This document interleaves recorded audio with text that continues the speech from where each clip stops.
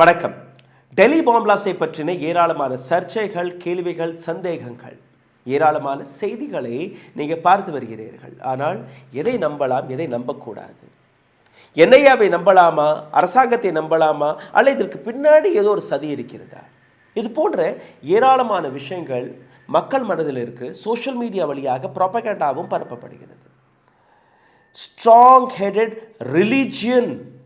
ரிலிஜியனை நம்பி இருக்கக்கூடிய ஒரு சில நபர்கள், right wing or left wing, இஸ்லாமிய கட்டர்வாதிகள், ஹிந்து கட்டர்வாதிகள், ரெண்டு பேருமே சோஷியல் மீடியாவில் மக்களை குழப்பக்கூடிய வேலையை பார்த்து வருகிறார்கள்.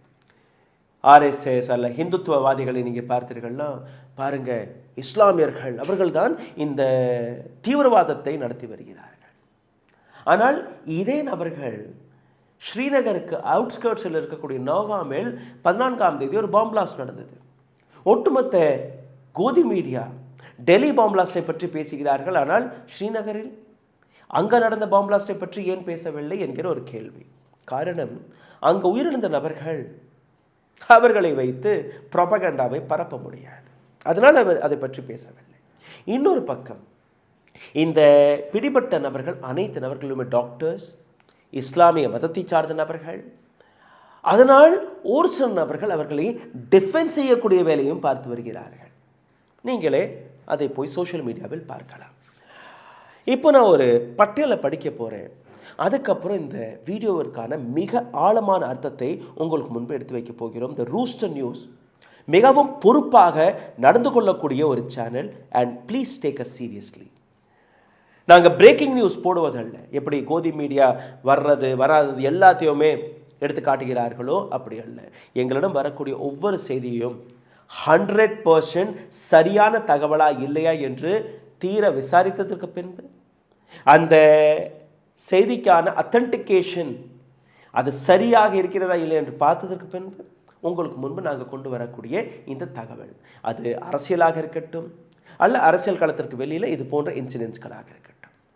அதாவது எங்களோட டீம் மிகவும் ஆழமாக ரிசர்ச் செய்யாத வரை இந்த செய்திகளை உங்களுக்கு முன்பு நாங்கள் எடுத்து வருவதில்லை. So you can be assured whatever you hear from us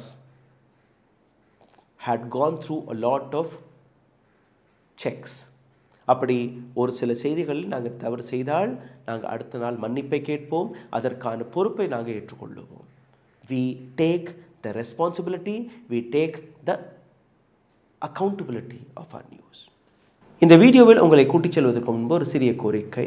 எங்களுடைய சேனலை மிகப்பெரிய அளவில் முடக்கக்கூடிய வேலையை பார்த்து வருகிறார்கள். இதிலிருந்து மீட்டெடுப்பதற்காக லைக், ஷேர், சப்ஸ்கிரைப் பட்டனை தட்ட மறக்காதீர்கள். இந்த வீடியோவை பார்த்து கொண்டிருக்கும் போதே ஹாய், ஹலோ, வணக்கம் அல்ல இந்த சப்ஜெக்டை பற்றி உங்களுடைய கேள்விகள், கருத்துக்கள் அதையும் எழுதிவிடுங்கள். இதை வைத்தாலே போதும் இந்த சேனலை, இந்த வீடியோவை ஏராளமான நபர்களிடம் கொண்டு போய் சேர்க்கலாம். இதை தாண்டி அருகில் இருக்கக்கூடிய UPI வழியாக உங்களுடைய ஆதரவுகளை நீங்கள் தெரிவிக்கலாம்.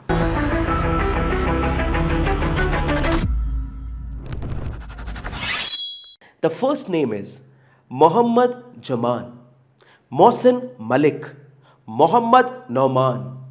இஸ்லாமியர்கள் அமர் கட்டாரியா, அசோக் குமார், தினேஷ் குமார் மிஸ்ரா, லோகேஷ் குமார் அகர்வால், பங்கஜ் சாய்னி. ஹிந்துக்கள். யார் இந்த நபர்கள்? டெல்லி பாம் பிளாஸ்டில் உயிரிழந்த நபர்கள். ஹிந்துக்களும் இருக்கிறார்கள், இஸ்லாமியர்களும் இருக்கிறார்கள்.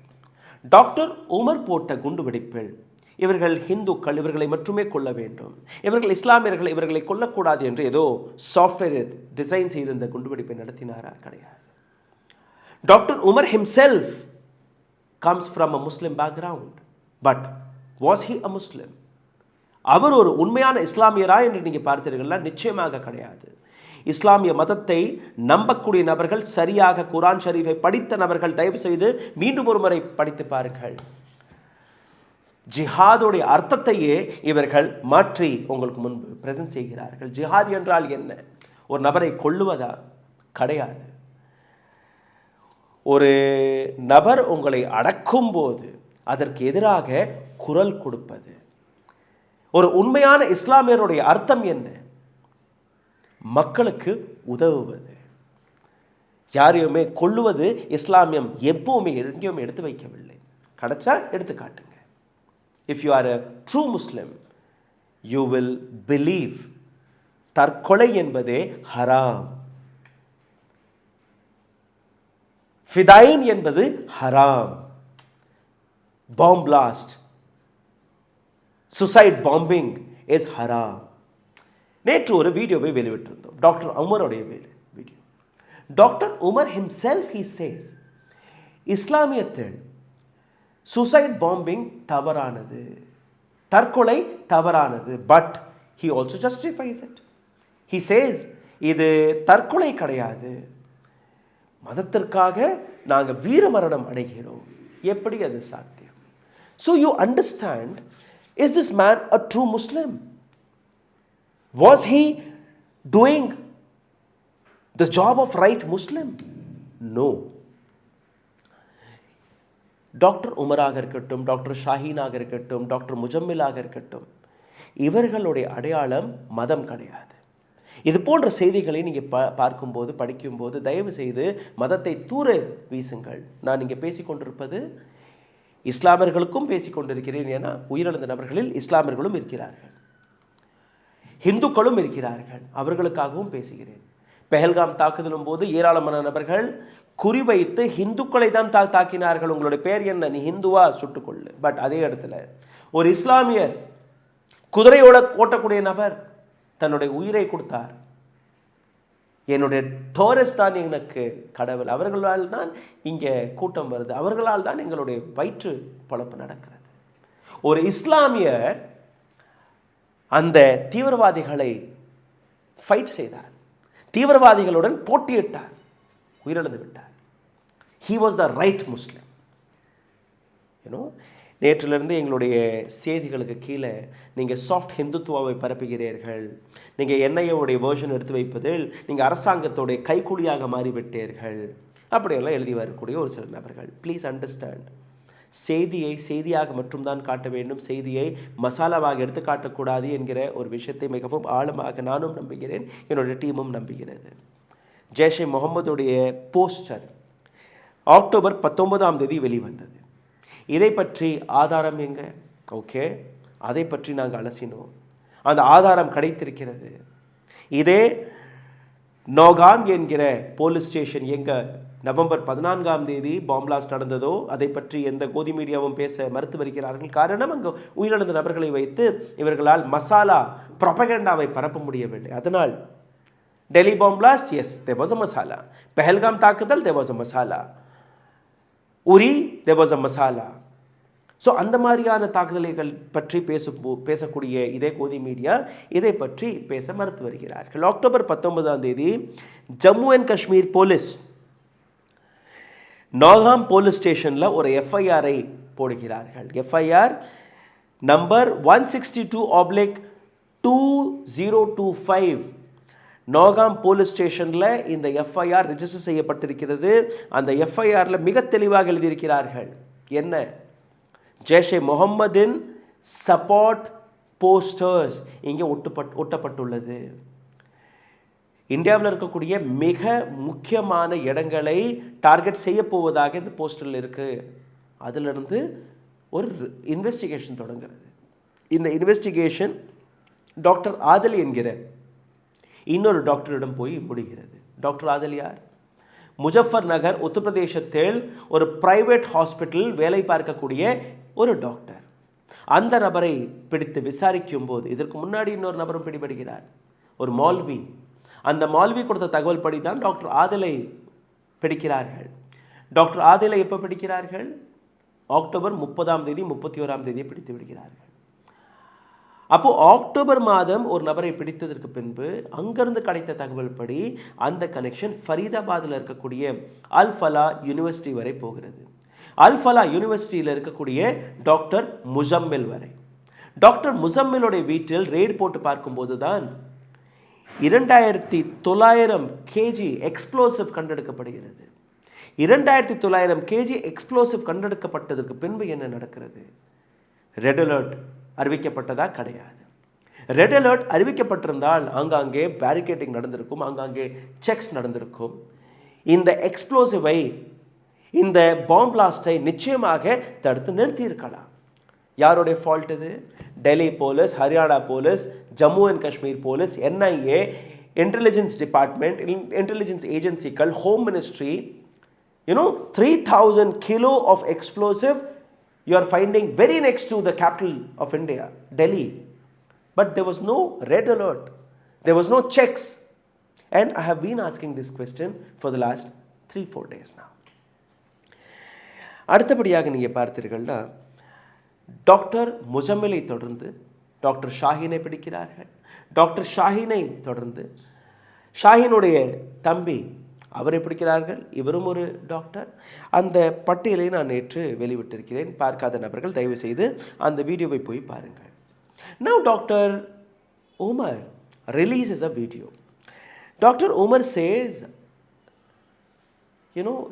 it is not a Fedayeen attack. It is not suicide bombing.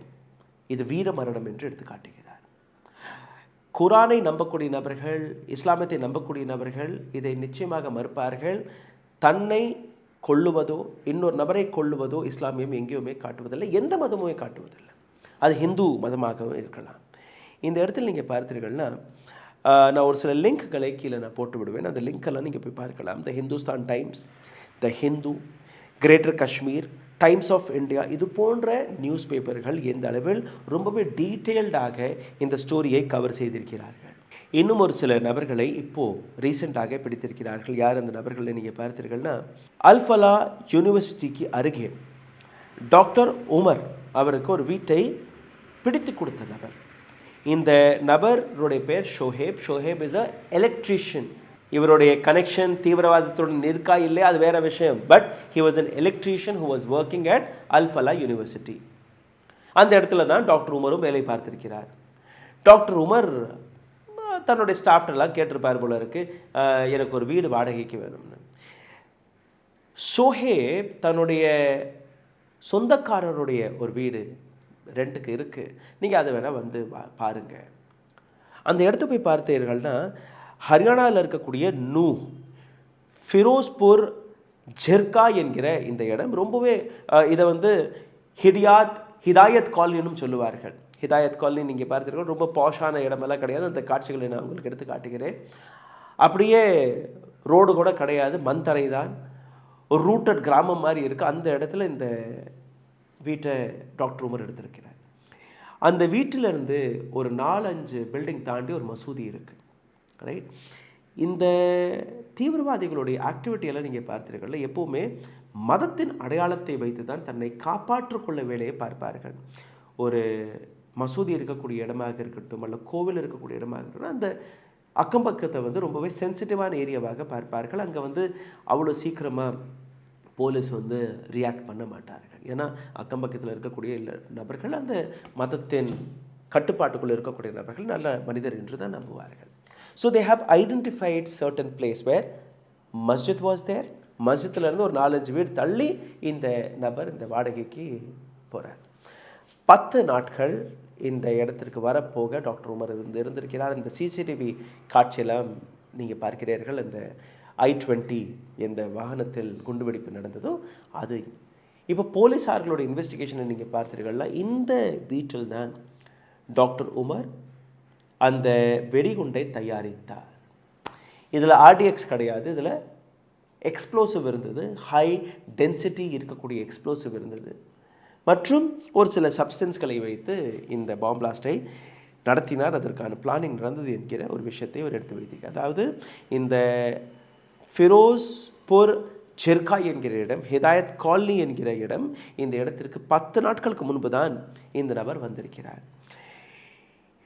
IET assembly இந்த இடத்தில் நடந்ததாக கூறியிருக்கிறார்கள். இதற்கு முன்பு இன்னொரு நபருடைய கைதும் நடந்தது, ஆமிர் ராஷித் அலியும் இதே லொகேஷனில் தான் இருந்திருக்கிறார். Safe house, where was the safe house? Doctor உமருடைய சேஃப் ஹவுஸ். டாக்டர் உமருடைய சேஃப் ஹவுஸ்க்கு அருகே இருக்கக்கூடிய இன்னொரு வீட்டில் என்கிற இந்த இடத்தில் ஆமிர் ராஷித் அலியும் இருந்திருக்கிறார். ஆமிர் ராஷித் அலி, he is the one who bought I-20. Now இந்த ஒட்டுமொத்த விஷயத்தில் நீங்கள் பார்த்தீர்கள்னா, இஸ்லாமிய மதத்தை எதற்காக தவறாக பேசக்கூடாது, இல்லை ஹிந்து மதத்தை எதற்காக தவறாக பேசக்கூடாது என்கிற ஒரு சிறிய விளக்கத்தை நான் கொடுக்க பார்க்கிறேன். 2017 ஆகஸ்ட் மாதம் பாபா ராகவ் தாஸ் மெடிக்கல் காலேஜ் கோரக்பூரில் இருக்குது, உத்தரப்பிரதேசத்தில். இங்கே திடீர்னு நீங்கள் பார்த்தீர்கள், அங்கே இருக்கக்கூடிய குழந்தைகளுடைய அந்த யூனிட்டில் ஆக்சிஜன் சிலிண்டர் முடிஞ்சிருச்சு. ஓகே, டாக்டர் கஃபீல் கான் என்கிற ஒரு டாக்டர், ஒரு இஸ்லாமிய டாக்டர் அங்கே இருக்கிறார். டாக்டர் கஃபீல் கானுக்கு ஒன்றுமே புரியலை. ஃபோன் பண்ணுறாரு, இங்கே அங்கே ஆக்சிஜன் முடிஞ்சிட்ருக்கு, குழந்தைகளோட உயிரை காப்பாற்றணும். அங்கே இருக்கக்கூடிய ஒரு டேகேதார், அந்த ஆக்சிஜன் சப்ளை செய்யக்கூடிய நபர், 2 வருஷமாக எங்களுக்கு பில் வரல சார், அதனால் நாங்கள் நிறுத்திட்டோம். சரி, எங்கே உன்னுடைய கடை இருக்குது, நான் நானே வாங்கிட்டு வர்றேன். கார் எடுத்துகிட்டு போய் தன் கையில் இருந்த சம்பள பணத்தை எடுத்து அங்கே கொடுத்து அந்த ஆக்சிஜன் சிலிண்டர் வாங்கிட்டு வர்றார். குழந்தைகளுடைய உயிரை காப்பாற்றுறாரு. கிட்டத்தட்ட ஒரு 35 குழந்தைகளுடைய உயிர் காப்பாற்றப்படுது. ஒரு மிகப்பெரிய பாராட்டுக்கான விஷயம். அவருக்கு நோபல் பிரைஸ் கிடைச்சிருக்கணுமா இல்லையா? அரசாங்கம் அதை ஏற்றுக்கொள்ளவில்லை. எப்படி ஒரு இஸ்லாமிய டாக்டர் இந்த அளவில் பாராட்டப்படுகிறார்? No, this is not accepted. இது நம்மளுடைய மசாலாவுக்கும் அகேன்ஸ்டாக இருக்குது, இது நம்மளுடைய கொள்கைக்கும் அகேன்ஸ்டாக இருக்குது. ஒரு இஸ்லாமியர் can be a hero. UPN Chief Minister Yogi Adityanath called him off and arrested him.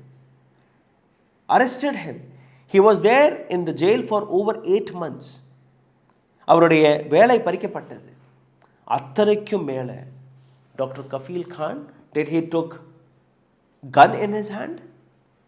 Bomb blast நடத்தினாரா? மற்ற நபர்களை கொன்றாரா? அல்ல அவர் அந்த சிகிச்சை கொடுக்கும்போது இது இஸ்லாமிய குழந்தை, இது ஹிந்து குழந்தை என்று கேட்டுட்டு அந்த வேலையை பார்த்தாரா? கிடையாது.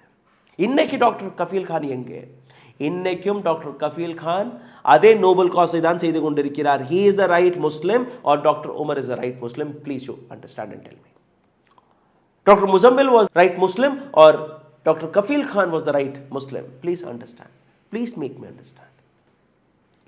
அந்த சப்போர்ட்டில் எழுதக்கூடிய நபர்கள் ப்ளீஸ் அண்டர்ஸ்டாண்ட் யாரை நீங்கள் சப்போர்ட் செய்கிறீர்கள் என்று. அதே மாதிரி இன்னொரு நபர் யாக்கூப் முன்சாரி, ஜான்சி உத்தரப்பிரதேசத்தை சார்ந்த நபர். நவம்பர் 2024 NICU குழந்தைகளுக்கான ஒரு ICU, மகாராணி லக்ஷ்மிபாய் மெடிக்கல் காலேஜ், திடீரென்று தீ விபத்து. தன்னுடைய உயிரை பணைய வைத்து 7 சின்ன சின்ன குழந்தைகளை போராடி வெளிக்கொண்டு வந்த நபர். Did he thought அங்கே உயிருக்கு போராடக்கூடிய குழந்தைகள் ஹிந்து, முஸ்லிம், சிக், இசாய் யாருடைய குழந்தை என்று? கிடையாது. இந்த நபர் ஒரு இஸ்லாமியர், யாக்கூப் முன்சாரி. இன்னொரு டாக்டர் நரூல் மலிக், ஜூலை மாதம் 2025 he saved 2-year-old girl from choking mid-flight. விமானம் பறந்து கொண்டிருக்கும் போது அந்த குழந்தைக்கு சோக்கிங் நடக்கிறது. 2 வயது குழந்தை. அந்த விமானத்தில் இருந்த ஒரே டாக்டர் ஒரு இஸ்லாமிய doctor. He saved that child. Did he ask whether you are Hindu or Muslim? No. So these are the doctors. Please don't make a person like Dr. Umar as your hero, who's against Islam, who's against Quran, who's against the humanity. White collar terrorist நீங்க பேசுறீங்க, ஒரு இஸ்லாமிய மதத்தை பற்றி நீங்க பேசுறீங்க, soft ஹிந்துத்வாவை நீங்க promote பண்றீங்க. Please understand, here we are bringing out facts every day to you. இதே இடத்துல பல கேள்விகளும் இருக்கு. அந்த கேள்விகளை பற்றியும் நான் உங்களுக்கு எடுத்து வைக்க போகிறேன். டாக்டர்களை தாண்டி சாத்வி பிரக்யா சிங் இன்னொரு தீவிரவாதி. 2006 நடந்த மாலேகாம் பிளாஸ்ட், 2007 நடந்த சம்ஜட்டா எக்ஸ்பிரஸ் பாம் பிளாஸ்ட், 68 நபர்கள் உயிரிழந்தார்கள். 2007 நடந்த அஜ்மேர் ஷரீஃப் தர்கா பிளாஸ்ட், 2007 மக்கா மஸ்ஜித் ஹைதராபாத்தில் நடந்த பிளாஸ்ட், 2008 மாலேகாம் பிளாஸ்ட், இன்னொரு பிளாஸ்ட் அங்கே நடக்கிறது. அனைத்திற்கு பின்னாடி யார்? ஹிந்து தீவிரவாதிகள். அவர்களுடைய பட்டியலை நான் உங்களுக்கு எடுத்து காட்டிட்டேன். லெப்டினன்ட் கர்னல் பிரசாத் ஸ்ரீகாந்த் புரோஹித், சுவாமி அசீமானந்த், சாத்வி பிரக்யா சிங் ठाकुर, தேவேந்திர குப்தா, பாரத் ரத்ஸ்வர், சுனில் ஜோஷி, ராமச்சந்திரா கல்சாகரா, சந்தீப் தாங்கே, லோகேஷ் சர்மா, யோகி ஆதித்யநாத், ஹிந்து யுவா வாகினியோடைய member, linked to communal rights. Are they not? Didn't we spoke about them? Or are they a Hindu, a true Hindu? No. தீவிரவாதத்திற்கு எந்த விதமான மதமும் கிடையாது. Please understand this. இந்த 2 மாணவர்களை பாருங்கள். They're from Kashmir. இந்த 2 நபர்கள் மட்டுமல்ல, அதே அல்ஃபலா யூனிவர்சிட்டியில் படிக்கக்கூடிய ஏராளமான மாணவர்கள் காஷ்மீரிலிருந்து தான் வருகிறார்கள். வட இந்தியாவில் ஏராளமான யூனிவர்சிட்டி காலேஜ்களில் என்னுடைய நண்பரும் இருந்தார், தாவூத் என்கிற பெயரில். He is from Kashmir. We both have studied together. He is still my friend. Is he a terrorist? No. இந்த சம்பவம் doctor Umar, doctor Muzammil, doctor Shaheen, Adil இவங்கெல்லாம் செய்த இந்த தவறான காரியத்தினால யார் இன்றைக்கி பாதிக்கப்படுகிறான்னா, காஷ்மீர்லேருந்து கஷ்டப்பட்டு மற்ற மாநிலங்களுக்கு போய் படிக்க வந்த மாணவர்கள் இன்னைக்கு அவர்களை ஸ்க்ரூட்டனைஸ் செய்யக்கூடிய வேலையை பார்க்கிறார்கள். அவர்கள் மீது தாக்குதல் நடக்கிறது. அவர்களை வீட்டை விட்டு வெளியேறச் சொல்லி ஒவ்வொரு லேண்ட்லார்டும் ப்ரெஷர் போட்டு வருகிறார்கள், நீங்கள் இங்கே தங்கக்கூடாது. Is this what Islam teaches you? Is this what the right way to understand Islam? No. இப்போ இந்த ஒட்டுமொத்த விஷயத்தில் ஏராளமான கேள்விகளும் இருக்குது, அதற்கும் நான் வருகிறேன். ஆனால் அதற்கு முன்பு ஒரு சிறிய ரீகேப்பை மட்டும் நான் உங்களுக்கு எடுத்துக்காட்ட ஆசைப்படுகிறேன். அதாவது என்ன நடந்தது, அந்த விஷயத்தை நீங்கள் புரிந்து கொள்ள வேண்டும். அக்டோபர் 19 ஜம்மு அண்ட் காஷ்மீரில் இருக்கக்கூடிய ஒரு இடத்தில் ஜெய்ஷே முகமதுடைய ஒரு போஸ்டர் வெளிவருகிறது. அந்த போஸ்டர் இந்தியாவில் ஏராளமான இடங்களில் நாங்கள் தாக்குதலை நடத்தப் போகிறோம் என்று கூறினார்கள். இந்த போஸ்டரை கண்டெடுத்த ஒரு போலீஸ் ஆஃபீஸர், ஒரு கான்ஸ்டேபிள் அதற்கான விசாரணை நடத்தி போகும்போது மௌல்வி இர்ஃபானை போய் சந்திக்கிறார். மௌல்வி இர்ஃபான் கொடுத்த தகவல் படி நீங்கள் பார்த்தீர்கள்னா, டாக்டர் ஆதில் ராத்தரை போய் ஒரு துப்பு கடிச்சு அவர் போய் பிடிச்சி விசாரிக்கும் போது, போஸ்டர் நான் ஒட்டுனேன், பட் இதற்கு பின்னாடி இருக்கக்கூடிய நபர்கள் வேறு. யார் அந்த நபர்? அங்கேருந்து அந்த கனெக்ஷன் டாக்டர் முஜம்மில் ஷக்கீல் ஃபரிதாபாத்துக்கு போகுது. இந்த நபருடைய வீட்டில் 2900 கிலோ எக்ஸ்ப்ளோசிவ் கிடைக்கிறது. அங்கேருந்து கனெக்ஷன் நீங்கள் பார்த்தீர்கள்னா டாக்டர் ஷாஹீத் ஒரு பெண் டாக்டர், இவரிடம் போகுது. அடுத்த கனெக்ஷன் டாக்டர் பர்வேஸ் அன்சாரி. இவர்கள் எல்லாருமே இப்போது சிறையில் இருக்கிறார்கள். இந்த கனெக்ஷன் தான் கடைசியில் இன்றைக்கி பார்த்தீர்கள்னா ஒரு குண்டு வெடிப்பில் போய் முடிகிறது. அந்த குண்டு வெடிப்பு நவம்பர் 10 நடக்கிறது. இதை தடுத்திருக்கலாமா? தடுத்திருக்க முடியாத, நிச்சயமாக தடுத்திருக்க முடியும். இப்போ இந்த ஒட்டுமொத்த விஷயத்தில் வெளிவரக்கூடிய கேள்விகளை நான் உங்களுக்கு முன்பு எடுத்து வைக்கிறேன். சோஷியல் மீடியாவாக இருக்கணும், இல்லை எங்கள் போன்ற பத்திரிகையாளர்களுக்கு இருக்கக்கூடிய சந்தேகம். பீகார் தேர்தல் முடிவதற்கு முன்பு, அதாவது அடுத்த நாள் the second phase of election, ஒரு நாள் முன்னாடி இந்த பாம் பிளாஸ்ட் நடக்கிறது. அதற்கான தகவல் ஏற்கனவே என்ஐஏடம் இருந்திருக்கிறது, மற்ற ஏஜென்சிகளிடம் இருந்திருக்கிறது. அக்டோபர் 19 இந்த விசாரணை நடக்கும்போது ஏன் ஹை அலர்ட்டை போடவில்லை என்கிற ஒரு கேள்வி. ரெண்டாவது, இந்த செய்தி வெளிவந்த அடுத்த நிமிடமே ஓவர் நைட் பீகார் எலெக்ஷனை பற்றியோ இல்லை மற்ற விஷயங்களை பற்றியோ அனைத்து செய்திகளுமே மறைக்கப்பட்டது. It was only about Delhi bomb blast. RDX இருப்பதாக கூறினார்கள், ஆனால் ஆர்டிஎக்ஸ் கிடையாது என்கிற ஒரு விஷயமும் வெளிவந்தது. என்எஸ்ஏ ஆர் போலீஸ் ஆர் மற்ற ஏஜென்சிகள் இந்த பாம் பிளாஸ்டை பற்றி எதற்காக எச்சரிக்கையை கொடுக்கவில்லை? முஸ்லிம் மென் வர் அரெஸ்டட், முஸ்லிம்ஸ்கள் அரெஸ்ட் ஆனார்கள். டாக்டர்ஸ் அரெஸ்ட் ஆன அடுத்த நிமிடமே நீங்கள் பார்த்தீர்கள்னா the entire religion was blamed.